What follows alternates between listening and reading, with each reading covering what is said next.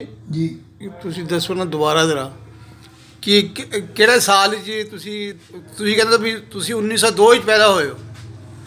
ਪੈਦਾ ਹੋਏ ਆ ਜਦੋਂ ਇਹ ਆਇਆ ਨਾ ਹਾਂਜੀ ਉਹ ਜ਼ਮੀਨਾਂ ਦਿੱਤੀਆਂ ਨੇ ਹਾਂਜੀ ਤੇ ਸਾਡੇ ਦਾਦੇ ਨੂੰ ਸਾਡੀ ਜ਼ਮੀਨ ਸੀ ਸਿਰਫ 6.5 ਕਿੱਲੇ। ਅੱਛਾ ਜੀ। ਸਾਢੇ 6 ਕਿੱਲਿਆਂ ਦੀ ਬਜਾਏ ਉਹਨਾਂ ਨੇ 65 ਨੂੰ ਉਸ ਵਕਤ ਐਸਾ ਸੀ 65 ਰੁਪਏ ਦੇ ਗਹਿਣੇ ਪਾ ਕੇ ਨਾ ਹਿੰਦੂਆਂ ਅੱਗੇ ਅੱਛਾ ਜੀ। ਤੇ ਇਹ ਜ਼ਮੀਨ ਜਿਹੜੀ ਹੈ ਹਾਲਾਂਕਿ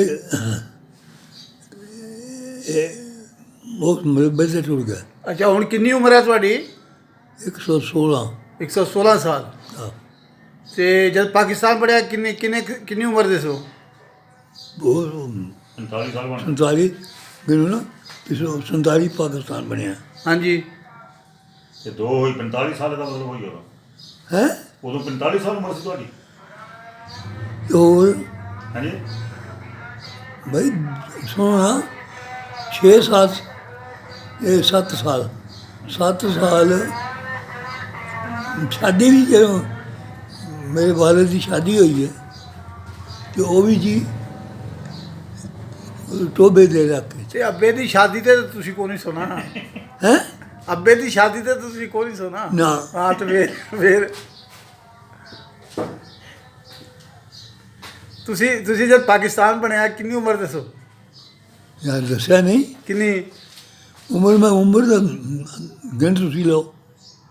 ਵਿਆਹ ਹੋ ਗਿਆ ਸੀ? ਹੈ ਵਿਆਹ ਹੋ ਗਿਆ ਸੀ ਕਿਹਦਾ ਤੁਹਾਡਾ?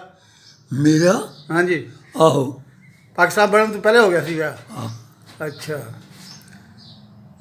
ਅੱਛਾ ਅੱਛਾ। ਵਿਆਹ ਕੀ ਹੋ ਗਿਆ? ਸ਼ਾਦੀ ਹੋ ਗਈ ਸੀ? 2 ਕੁੜੀਆਂ।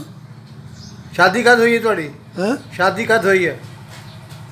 ਸ਼ਾਦੀ ਦੀ ਤਾਰੀਖ ਨਹੀਂ ਪਤਾ। ਨਾ ਪਾਕਿਸਤਾਨ ਬਣਨ ਤੋਂ ਬਾਅਦ ਹੋਈ ਹੈ ਪਹਿਲੇ ਹੋਈ ਹੈ? ਪਾਕਿਸਤਾਨ ਬਣਨ ਤੋਂ ਪਹਿਲਾਂ ਹੋਈ ਹੈ। ਅੱਛਾ ਪਹਿਲੋਂ ਹੋਈ ਹੈ।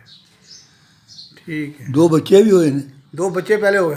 ਬੱਚੀਆਂ ਅੱਛਾ 2 ਜਿਨ੍ਹਾਂ ਚੋਂ ਇੱਕ ਹੈ ਅੱਛਾ ਇੱਕ ਹੈ ਅੱਛਾ ਉਹੀ 70 ਸਾਲ ਦੀ ਹੋਣੀ ਹੈ। ਅੱਛਾ ਹਾਂ।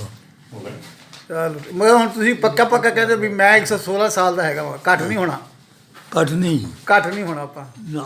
ਚਲੋ ਵਧਣਾ ਹੀ ਆ। ਚਲੋ ਅੱਲਾ ਖੁਸ਼ ਰੱਖੇ ਜੀ, ਸਲਾਮਤ ਰਹੋ। ਬਸ ਹਾਂਜੀ ਬਸ। ਬੈਠੇ ਰਹੋਗੇ।